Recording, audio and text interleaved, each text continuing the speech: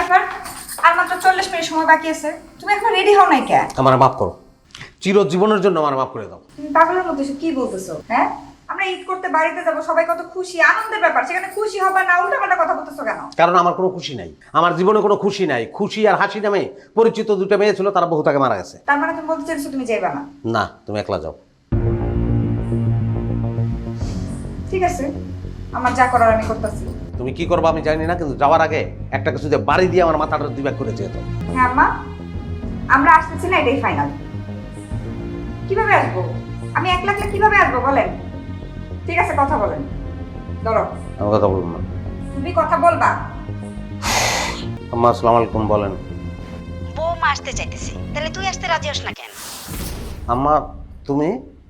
হ বাপ, আমি। দেরি করিস না, তাড়াতাড়ি রওনা দিয়ে দে।